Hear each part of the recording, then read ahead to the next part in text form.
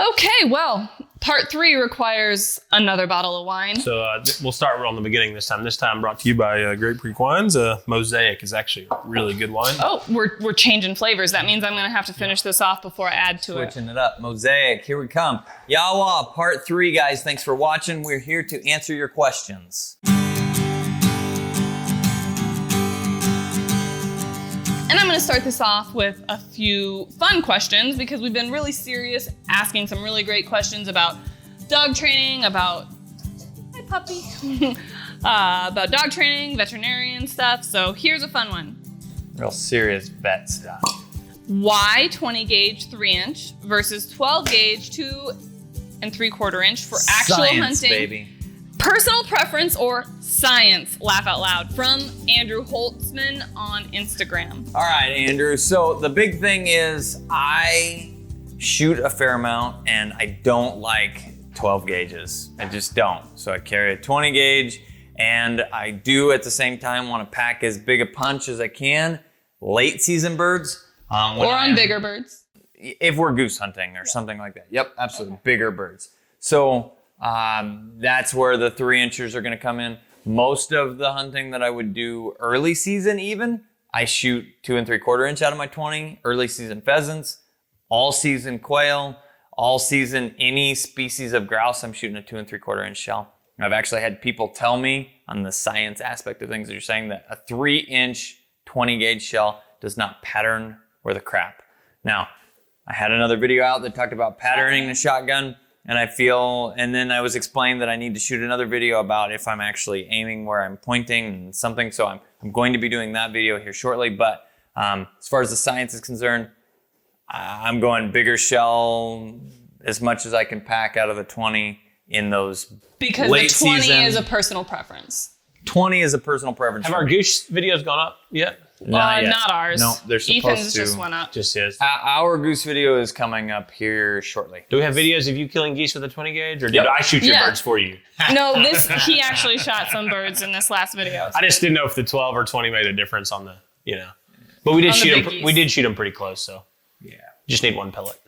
Yep. One pellet in the eye. This is a great question now for all of us to become involved in, and especially since we're talking about shooting and guns and all the things. So from uplandbirds _and_, I'm assuming it's waterfowl because it goes ... So uplands and waterfowl, what 2 guns would you take on a cross-country upland waterfowl hunting trip? Only 2. What would on an upland waterfowl? So I'm assuming you're going upland and waterfowl hunting. So you get to take 2 I guns. really like for upland my Beretta A400 too. So mine's not pink. I don't lose my gun, so I don't need to paint it pink. But What gauge is it? my 20 gauge. Okay. Yeah, no, the 20 gauge for upland. okay. It's a really lightweight gun, easy to shoot. And then And haul around in the field all day. And then for waterfowl, I shoot a Winchester SX3 all day long, every day. 12 gauge? 12 gauge, yeah. With your anaconda choke in there? Anaconda choke. My anaconda It is don't. dangerous. So Yeah. that's some my birds gun. with it? That is my gun of choice. All right, Kat. Well, I used to have an A400 Explorer, and then my husband took it and turned it pink. So I had to get my own, but I got an A400 XL, and it's beautiful in blue, and I have enjoyed shooting that as well. And I've used that for our goose hunts as well as our upland hunts. Now for training, and I'm going to throw this out there because I train a lot more than I even get to hunt. So I like shooting my Beretta 20 gauge silver pigeon break open because when I'm handling dogs and training, I need that gun to be safe as well as it can balance on my shoulder while I'm using both hands. Where when you've got that semi-automatic, you can't balance it. And then you're worried about having an extra shell in there and just safety and stuff if you're laying it down on the ground and a dog's running over it. So break open gun, the Beretta, both in 20 gauge. And then I hope the video catches the dog on the fireplace back there. Can you see the puppy on the fireplace? There's a shooter in the background and a shooter puppy in the background, and they're just hanging out. And To be fair, wondering why he's a puppy. wondering why we've been talking for this long. So, what are you doing, buddy? All right, and for me, on my trip, my 2 guns are going to be my A400 Explorer in 20, the pink gun auto, and then the pink gun break open, which is a Beretta 686 silver pigeon. And the silver pigeon, 20 gauge. I would say that I am a traditionalist when it comes to if I'm going to hunt quail or grouse. Oh, he wants a gentleman's gun. My gentleman's gun, which is little my hoity-toity over I like to shoot over and birds. under. Yep. Well, when you're as good a shot as I am, You only need 2 shots. you only need 2 shots. You don't need that there. Yeah, But makes when I'm sense. chasing pheasants, I've got a click, I've got a boom, boom, swear word, boom, watch it fly away. It's just how it works. So Yeah. Okay. good question. Good questions. I like this one. I think it's also interesting / kind of funny question. Or as everybody saw in that one video, click, swear word, bunch of swear words. Yeah, beep, beep, beep. From Andrew Hotzman again on Instagram. Do the flight feathers grow back on the pigeons after you pull them? Yeah. For training a single dog, how many? I don't know what the rest of that question was. So do the flight How feathers. many shoes? How many shoes? Meatloaf. So do the flight feathers grow? What are y'all talking about? You don't want to know. It'll be know. another segue video. at Anybody some that point in time. recognizes the Put it in the comments. Put it in the and comments. We'll send you something really fun. special prize to anybody that can comment below the reference of how many shoes. I'm ready for a Meatloaf. mosaic. So as far as do the flight feathers grow back, if you pull flight feathers on a pigeon or any other bird, yes, they will grow back. They take a fair amount of time to grow back. But if I'm using one of those pigeons for a bird introduction, most of the time the bird doesn't make it through. Dispatched at Is the end of dispatched that. after the end of that. I mean, we want a bird that flaps around so the dog can get used to that. But at the same time, we're not going to go, hey, see if you can survive. It's just, okay, you've done your job. You've served your purpose. We're training hunting dogs, bird dogs. We need live birds to be able to do that. Yes. Now, all of that being said, if we get new homing birds, whether and they're mature birds, I will pull flight feathers on one wing and I'll pitch them in the homing coop so they get used to living there and they don't fly with the rest of the birds. Then by the time their flight feathers grow back, which is usually 3 to 4 weeks, and the pigeon guys can correct me on that, but once they've grown back, they can fly with everybody and they've lived there long enough to start homing. homing there. Yes. Yep, they grow back. And I wasn't really sure if there was a second part to the question about for training a single dog, how many. So you'll just have to ask that next week. From George Enriquez on Facebook. I'm sorry if I pronounced that wrong. It might have been Jorge. What maintenance do you recommend to keep a GSP's teeth healthy and white over her lifetime? Thank you. So it depends. Really, really depends on the dog, the things they chew on, the things they do. So if there's pretty decent tartar, then those dogs may or may not need routine yearly, every other year, every third year, dental cleanings with polishing, just like we do. I mean, that's normal maintenance on teeth. I mean, that's to have really good teeth that really last a long time. There's some good, Greenie makes some good chew toys. Oravet makes some, those are probably my favorite. They've got almost toothpaste-based substance in them. And they're a chew treat. They're a softer, but it's almost like they're brushing their teeth every time they do it. I really, really, really, really like those. We sell them in our clinic and have a lot of good success with those. The Oravet ones, those little green. Yeah, they get green and a little white kind of cream center, and that center is a kind of a toothpaste-based product. Okay. So, really like that product. But I think there's some things. I mean, if you'll brush your dog's teeth, I think that's probably a good thing. There's some additives to water that help, but mechanical breaking down is going to be the biggest thing that helps with that. Dogs that get a lot of bones, treats that they're constantly chewing, they help keep that plaque from really adhering in the first place, I would imagine. For sure, yep. They're So going to their break teeth that are going down. to be less plaquey. Dogs that don't get that, I've heard, and you can correct me if I'm wrong, that like a soft dog food, canned food isn't going to be as Soft good. dog food, small kibble, all those things kind of contribute to a tooth that doesn't get as cleaned as well. Now, all of that being said, when you look at bones, I think that it's pretty commonly known at this stage in the game that rawhide is not the best chew bone of choice. Yeah, rawhide would be a no-go. Yeah. So there are baked. Let's just talk about that for a second. Yeah. Why rawhides from a vet is a no-go, from us is a no-go, because there is still a market out there for rawhides. And I do run into people a lot of times that don't know that rawhides are a no-go. So segue. So the rawhides are typically the leftover garbage chunks of leather, skin, hide that aren't used for anything else. And they are not very digestible. And They're processed differently. But there is good information on Pork Chomp's website. And that's the company that we use, their baked chews, which I think their statistic is like, don't quote me on this, but it's like a rawhide is somewhere in the vicinity of 60% digestible, which means that 40% of that is not being digested. Where a baked chew or a baked pig skin or whatever skin chew is upwards of 90-something percentile digestible. So they chew that up, they can actually digest it, and they don't have all of this extra crap there. Now, the other side of that is they get too big of a chunk. It can get stuck in the intestines, it can get stuck in the opening of their stomach. It can cause a blockage and a problem. Yeah, and definitely I've had to go get those out of dogs before, for sure. And not only is having to go after them a problem, people don't always recognize what's going on. And it's a very time-sensitive problem.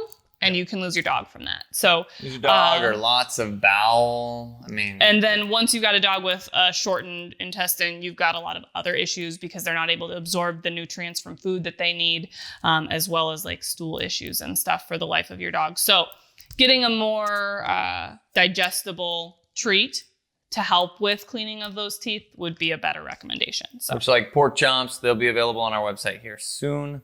And then the other side of it is there are raw bones. We get the question about raw bones so like a chunk of a femur of a cow. The marrow in that's really good. Do you have anything to say about that? I think as long as they're monitored well enough that they're not splintering those. I mean, I think anything right with a chew toy needs to be monitored. It's like a toddler. I wouldn't give them something without monitoring what they're doing. Yeah, because any of those bones and chews and things, they can whittle down, work on until it's a choking hazard at that point. And then it gets lodged in their throat. And I just hit my microphone. So sorry about the feedback on that. Mic check. And, they can choke and, pass away as well in a situation like that.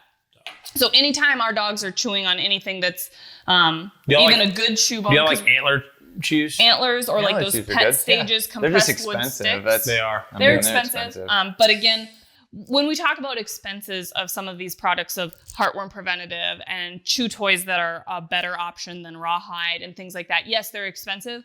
But when we're looking at the dogs that are a part of our family, a part of our breeding program, that we've invested lots and lots of time and money and effort and energy into, it's a very small amount of money to give them proper... what's an antler chew cost? Like $15, $20 or something like that? Yeah, versus a dental that, depending on rural versus non-rural metropolitan area, anywhere from $300 to $1,500, $2,000. So a $20 chew is probably worth it. But then when you're looking at that antler versus the price of those rawhides, there's even a cheaper option. You can get a $10 20-pack of rawhide bones or something. Yes, but like we talked about, that's not always the best option. So cheap isn't always best. So I feel like we're going to be come after by the rawhide companies at this point, but I don't care. We don't recommend rawhides, Rawhide. No. Put a big red X here, right here. Rawhide. So that was a great question. That was about teeth, and that kind of segued into other things. So next question. This is a good question on Facebook. Have another glass of wine. Mark W. Cross. What do you think is the hardest challenge part of any NAVHDA test, and how do you approach it to get through it? Well, this is a good question. However, dogs are so different. There's not a good answer. Because dogs... There's not a direct answer. The question is, what's the hardest part of a NAVHDA test? Yes. Like for me, the hardest part is getting my dogs to Ethan and Kat to run my dogs in a NAVHDA test. That transport is really tough from Texas. Kat. So the thing to remember is all dogs are different. And so what one dog's weakness could be another dog's strength. And what I mean by that is I've had dogs that are exceptional field dogs, but struggle in some of that independence and people like our dogs. So let's give direct examples, right? Okay. So Nick's super duck searcher, natural, took like half a dozen times, and he was a duck. The first time I put him in the water with a duck, he chased it for 30 minutes. Yeah, and that was a duck chase, not a search, but that was the very beginning. And from then on, I never struggled with teaching duck searches. Nick's duck search monster. Duck search monster. He has a lot of independence, which is important when you're looking at the duck search side of things. But then when you're looking at some of the other parts of the test, which steadiness is all obedience, then, and don't get me wrong, he's a very nice dog, but he could have a little more obedience and cooperation at times. And the duck respect search for was me. Easy. The steadiness portion was harder for him. It was harder, yes. Yep. And then we've got Shooter, who is the exact opposite of that. He's over there. He's out. No, he's they're outside outside. sleeping. He got left out. So Shooter is the exact opposite of that, and the duck search for him was more difficult because he lacks the independence required. Super cooperative, looking for direction. Yep. A lot And of then times. the field portion, 4s across the board, easy. He went 6 for 6 in his Master Hunter test because it was, I can stand here and I can do this and I won't question anything. I can point at 60 yards. It doesn't matter to me. Doesn't I'm matter to beautiful. me. Yes. Nick's, it took like 15 tests to get his Master Hunter test. Actually, I think it was 12, but it was still a lot 12. more than 6. Yeah. Because he's not as obedient and cooperative, more independent. So it's a good question. And the answer is, it's going to depend on the dog. And it's important to be honest with yourself about what your dog is, what their strengths are, what their weaknesses are. And every dog has a strength. Every dog has a weakness. No dog is perfect. That's why we have breeding programs, because we're always trying to improve upon the breed, move in a direction that's going to fit what we're looking for, at least for a perfect dog. Even though we won't actually be able to create that, we're always constantly trying to move. So you're telling me that. Shooter's not a perfect dog, because I was already set that he was. Shooter's the perfect dog for Peter. For Peter. Yeah. There's a perfect dog out there for everyone. Right. But good question. Next question.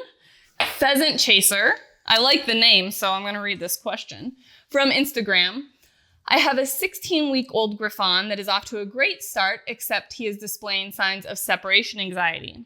Okay. Example. Relentless barking in his crate and consistent messing in his crate while we are at work, and even though he is never in there for more than 4 hours at a time. His house training seems to be great when we are home, trying to train this behavior out of him, but I'm also trying to wrap my head around training my first pointing breed. What are your suggestions, and what are your thoughts on bark collars and or medication for an up-and-coming gun dog if we find no other solution? I don't want a bark collar to interfere with his collar conditioning for training, and I definitely don't want meds to take away his hunting drive. So I'm Excellent going to question. throw two quickies.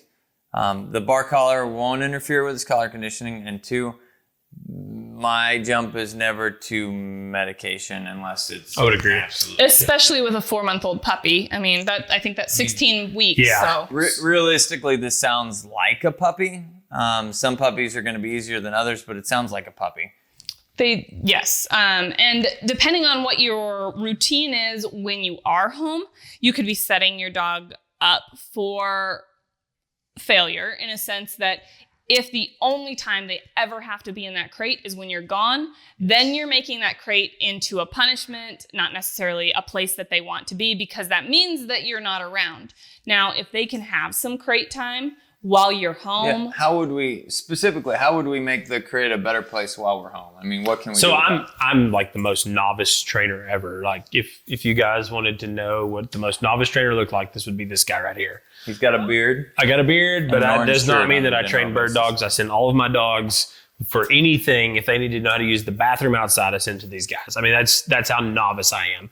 But for me, like I've got a 5-month-old puppy right now, and I routinely will just put him in his kennel in the evening, even though he's super great to be outside and lay down on the dog bed while I watch TV. I will routinely put him in at the end of the day, just in his kennel for an hour, 2 hours after they've had time to run and burn off some energy. Put him in his kennel, let him spend some time there, and then I will get him back out again and let him go back to the dog bed, so that he's getting that time frame where he's put away while I'm home. He's hearing the house noises and those things that happen. And so important. And so that he's learning that it's not just a punishment that dad goes to work and now he gets to get put in his kennel. And so exactly. For me, that's a big, big thing from the most novice dog trainer you've ever met. And that's what we talk about a lot. Yep. And I think that comes from a balance, right? So you, as a bird dog owner, you want to give your dog time, attention, or non-bird dog owner, just a pet owner. You want to spend time with your dog. And we all have to work. Yep. Okay. We all have to work. Most of us have to work. And it's tough, right? Because you work, especially winter. We're coming out of winter with a puppy right now. I mean, you work till 5:30, 6, and it's dark. And so it's hard to go burn that energy off. It's going to get easier now as we get into springtime, and you can go run that dog for 30, 45 minutes, and then they can kind of just burn that energy so the next morning, or get up in the morning and go run that energy off. And so that But becomes people an easier also process. feel guilty in a sense that, well, I was at work all day and they were in their crate all day. So I don't want to just put them in their crate now that I'm home, and they feel that guilt. But that's what I'm talking about, is you're setting your puppy up for failure, because there's going to be times that they need to be able to be crated, and that needs to not be in a punishment situation. It needs to be in a And I think that's a great thing, right? Because I'm trying to have a really enjoyable dog, because that's at the end of the day, most of us are that way, right? We will hunt 40 days a year if we're lucky, maybe 15 days a year with our dogs. And so to be able to have another segue question. Have that dog be livable means that when everybody comes over for Christmas, we can put that dog in a kennel. That dog doesn't make any noise, and it's a fun time with that dog. So learning those things with the house noises, and not that this is punishment. But again, I think it gets easier as winter gets here. Yes. Now that the days get longer, I'm running my dogs every day, and they're already much more enjoyable to bring them in and put them on the couch and let them relax. And I think that people jump to labeling puppies barking and having accidents as separation anxiety way too quickly. And then every dog has separation anxiety, because puppies are puppies and they bark when they're put in a crate. They have accidents because they still don't have fully developed bladders. And things that you can do to help with that is, I like to have a radio playing or the TV left on or some kind of white noise while we're gone. It's like we do for our kid. We've got a little baby, music player that he gets to listen to during nap time or at night as he falls asleep. Having a special treat that they get only when they're going in their crate, and then maybe putting a towel over their crate so they can't see what else is going on. And that would be something that you would do while you're there. Okay. We're probably at like 30 minutes. No, we're going to do 2 more questions. One for Ethan, one for me, and then we'll be done. Yep. How's that sound? I think it sounds perfect. So tough. Oh, it's so tough because, okay, we can do 3. Thanks. One for you too, Kat. One for you, yes. One for each of us, and then we'll be out of here. From Pantana_Kennels from Instagram. What got you started in Pantana? I like it. That's a better name than Standing Stone almost. I like it. It's a pretty good kennel name. What got you? He's going to be reaching out to she you didn't for like his that, next but okay, dog. whatever. No, Peter's going to be reaching out to you for his next dog. So Unlikely. He wants to name it Pantana's, whatever. What got you started in breeding dogs? In particular, what made you choose GSPs as the dogs you wanted to breed? Is this a question for you or me? For you. For me. For me. Okay, so what got me into breeding dogs would be a drive for something better. I don't settle, and to have the opportunity to take a dog that I absolutely love and try and match it with another dog that I love and make better dogs, that's the exciting thing for me. As far as short hairs go, it's I'm going to make a long story short. I bumped into an old bird dog guy in a previous Ethan life. never makes long story short. Just saying. I'm going to make this one as short as I can.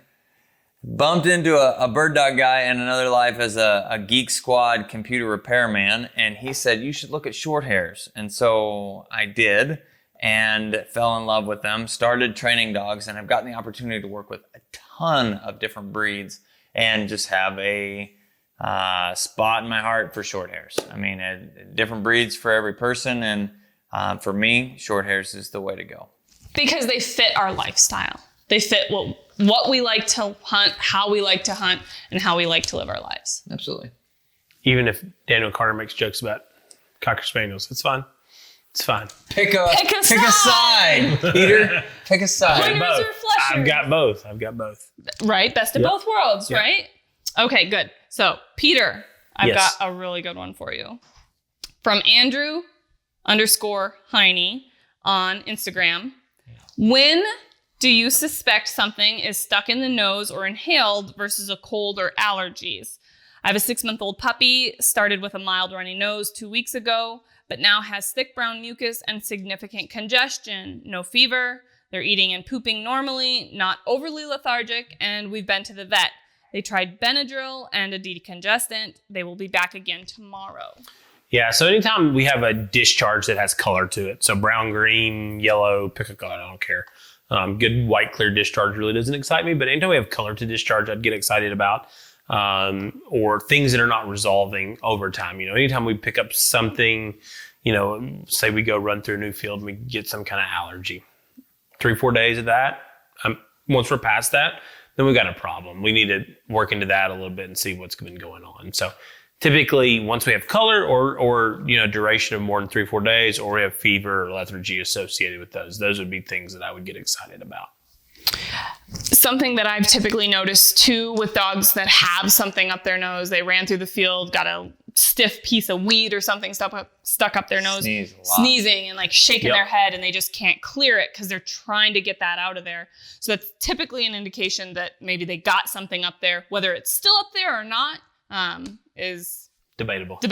And that's where you go to a vet and they can and that's just the real point of that. Or at that point, once we have that duration of time or some color changes and that's not, let's get back to our vet and let's see what's going on. Absolutely. So, last question of the night on part 3. Brown Dog Boone on Instagram. What attracts you guys to the puppies you choose? What qualities can a puppy have that stand out most to you? This was absolutely a perfect question for Kat because historically Ethan, speaking, she is the better puppy picker, plain and simple. Oh, should I change my Instagram hashtag to the better puppy picker? You should. But in all honesty, you just document from the day they're born. I mean, you just know those puppies from the second they breathe their first breath. So we have breeding sheets. Now, there are times that we pick puppies from litters that we haven't bred. And at that point, I have to rely a lot on the breeder because they have spent the time with those puppies to give me insight. Amen, sister. Yep, to give me insight on what those puppies truly are, because the day that I go to pick out a puppy is not necessarily the whole view of what that puppy is, because it's a very short window. Those puppies could be more tired that day, because as a breeder, when I'm sending puppies home, I know they've got long car rides to go on that day. So I try and have them a little more extrally worn out that day so that they can make that long car ride. I'm pretty sure that's a word. We're going to Google it later. As well as they may have a flight later that day with their owners, and having a puppy that's a little more worn out makes that travel a little bit easier. That transition home to a new owner away from their litter mates a little bit easier. So getting the exact feel of what that puppy is in a very short window of time isn't always easy. So rely heavily on those other breeders when we get a puppy from outside of our kennel, or if you're planning on getting a puppy from us, definitely rely heavily on our input on what those puppies truly are. But when I am picking a puppy and looking at things for our breeding program, when we breed dogs in general, we're breeding dogs to better the breed, like Ethan talked about. We're always looking to put 2 dogs together that are going to create puppies that are going to have characteristics from both genetically. We look at a lot of things. So when I'm picking a puppy from our breeding program, I already know that they're going to be amazing dogs.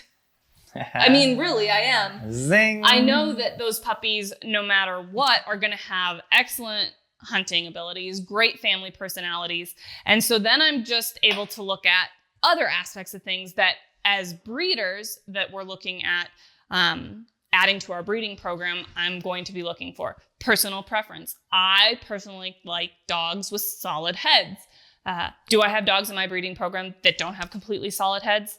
Yes, because these are aesthetics. These are things that can be overlooked for personality and for ability.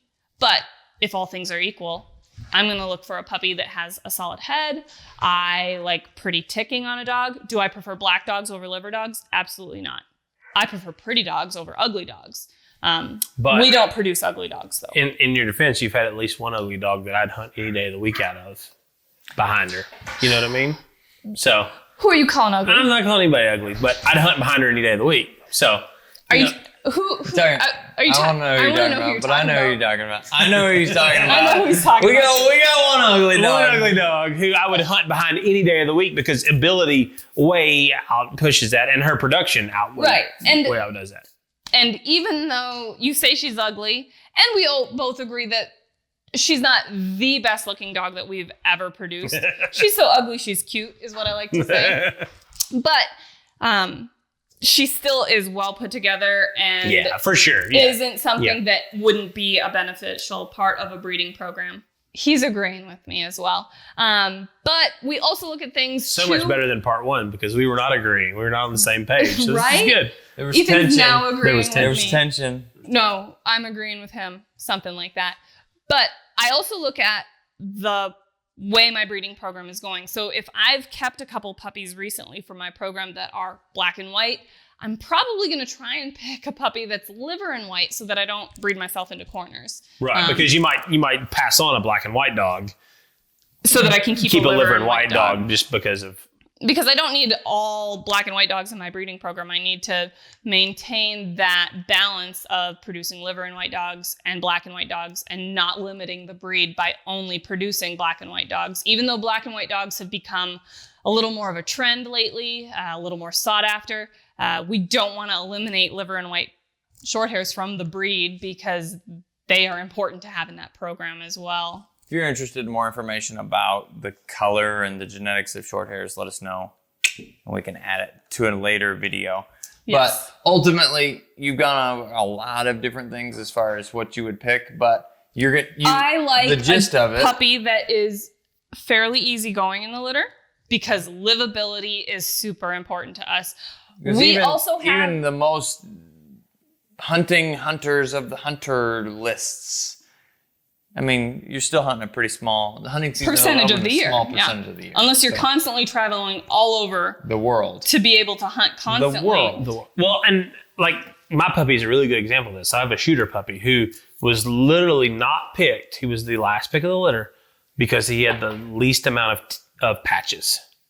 That was the only people parameter. were only I asked the looking guy, I at him said, because of why? coloration. They color, and he is and maybe the rest of the litter is too. I don't know, but he is the most laid back, relaxed puppy I've ever been around my entire life. He is shooter times 2 as far as just livable. Because he's 5 months old. 5 months old. He And walks he's in here. already- like he's back there. I know. He's not back I there. keep looking back But there he 'cause walks they in were there back like there. every night. He walks in, gets on the dog bed, and goes to sleep. And there's not a peep out of him. He's had one accident in the house, and literally I got him because his coloring. And he's a beautiful liver tick dog. I mean, as beautiful as he could be. And so people get really hung up on looks and coloration of the dogs, and that's not always the most important thing. But when I'm looking at a litter, I also look at the calmer puppy out of that litter because, like I said, I already know they're going to hunt. You trust the breeding. I trust the breeding. You Yep, trust I already a know they're breeder. going to hunt. Yes, I'm trusting us. So, well, us Outside. and we've gotten Outside, dogs from yeah. Right, outside yes. breedings, but Yep. I mean, you're relying on you're trusting that a breeding that you're looking at is going to produce the dog that you're looking for, and then from there you trust the breeder's opinion on which one's personality is going to best fit you, Yes. whether that's you or another breeder. And you just have to be honest with yourself and what you're looking for. And when they look for and they make recommendations or you make recommendations based on, I think Trust these them. dogs fit this. Trust I think that. that's a big thing too. Like talking to the breeder. Like, so if I call you and say, well Ethan, Kat, I guide, 200 days a year or 100 days a year. I want to give you the puppy that's a little more versus hard charging. my realistic, and having that honest conversation with your breeder and saying, if I'm honest with you, I'm going to hunt 10 days a year. If I'm lucky, my job will allow me to hunt 10 days a year. I want a dog when I go to that's hunt. going to be that shooter puppy I want that him to goes and shut lays down. in the... But then when I go hunting, he's like a light switch and he will hunt for 10 hours a day. And we have a great time hunting sharp-tailed grouse because that's all we do is 10 days a year. As long as you're honest with that and you can talk. And so people like Ethan Cat can say, well, this dog is really this breeding is really suited for this. let's wait one more breeding to our next litter and say, this is the dog that's going to be better for you. For this dog is going to be super livable. You're going to do all the hunting you want to, because obviously we're not breeding dogs that don't hunt. Yeah. But this dog's going to be super livable versus this dog. If you're hunting 150 days out of the year, this dog is going to tear it up for you. So I think that's having that conversation and knowing what you're picking and when you're placing yourself into a litter, I think is important too. 100%. So trust your breeding, trust your breeder. And then be honest with yourself on what you really want. And try and overlook just the coloration and the look of the dog so that you can get the personality and the hunting ability. And that was was my point about that female, was that some of the best hunting you could do is behind her. And you would, if you put 10 females against her, she would be. Most people probably wouldn't pick her, but she would be the best hunting dog you would hunt behind. So, yeah. Thanks everybody for watching. I'm the guy with the pink gun. Kat the dog trainer. Or the perfect puppy picker. Perfect puppy picker? Perfect puppy. That's an alliteration. and thank you, Armstrong DVM, I think is my Instagram. Follow me now if you work for Great Peak Wines. Yeah, buddy. Thanks everybody for tuning in, and we will catch you next week.